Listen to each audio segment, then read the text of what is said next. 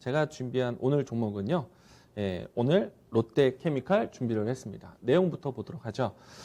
제가 직전에 롯데정밀화학을 이야기 드린 바가 있습니다.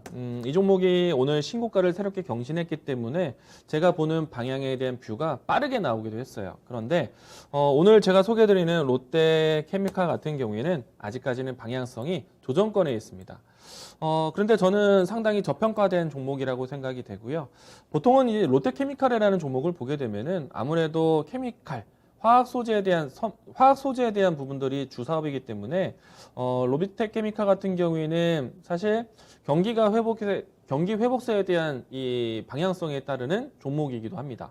그런데 앞으로 주요 그룹사들이 미래에 대한 먹거리에 대한 투자를 놓지 않고 있는데 롯데그룹이 또 새롭게 준비하고 있는 투자가 수소에너지 쪽입니다. 그래서 수소 새로운 신성장 산업에 대한 투자를 같이 해주고 있는 파트에 좀 집중해서 보자라고 얘기 드리고 싶고요. 롯데케미칼 같은 경우에는 화학산업에 대한 이 실적은 안정적인 회사입니다. 물론 이제 최근에 와서는 2분기, 3분기에 대한 실적에 대해서는 눈높이를 좀 낮춰놨지만은 향후에 경기가 안정이 되고 코로나가 진정되는 그 시기가 온다면은 롯데케미칼에 대한 움직임은 사실 큰 걱정이 되지는 않습니다. 그런데 롯데케미칼이 기존에 있었던 시각만으로 보는 것이 아니라 오늘 제가 건네드렸던 미래의 먹거리의 수소 에너지 사업을 같이 할 수 있는 기업이기 때문에 이 종목을 더 새로운 시각으로 이야기 드리도록 하겠습니다. 내용 먼저 보도록 하죠. 그룹사에 있는 종목들이 앞으로 이제 수소 에너지 사업을 하기 위해서 많은 이제 계열사 회사들이 이제 함께 협력을 하게 되는데요. 롯데그룹이 수소 에너지 사업을 했을 때 수직 계열화된 사업을 함께 할 수 있는 기업이 롯데케미칼입니다. 앞에서 이야기 드린 것처럼 롯데정밀화학 같은 경우에는 그 포인트가 기존에 있었던 사업군을 이외에 이 암모니아에 대한 생산에 대한 부분들이 우리나라에서 점유율이 가장 높은 회사이다 보니까 수소라는 이 운송 체제계에서 암모니아 이 화학 소재가 상당히 중요합니다. 그래서 이제 그 이야기로 해서 이야기를 건네드렸는데 그 운송법에 또 필요한 수소 탱크에 대한 사진 제가 보여드렸죠. 그 수소 탱크에 대한 새로운 사업 구상을 롯데케미칼이 하고 있습니다. 그래서 앞에서 이야기 드린 것처럼 뭐 일진 복합 소재, 지금 이름이 바뀌었죠. 그리고 효성 첨단 소재와 같은 기업들과 경쟁 관계에 놓여지게 될 것 같고요.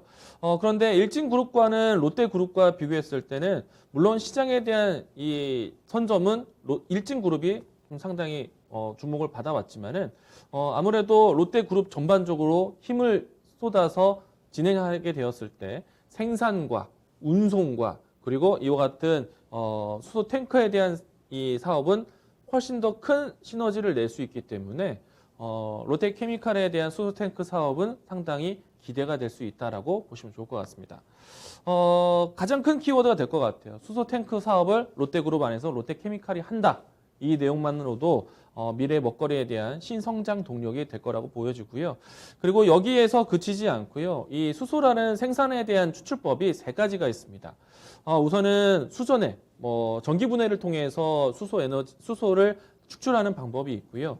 그리고 부생수소라고 해서 기존에 있었던 화학 공정에서 수소에 대한 원소를 빼내는 방법이 있습니다. 이 때문에 제가 효성중공업이라든지 효성화학에 대한 소개를 많이 해드렸던 거예요.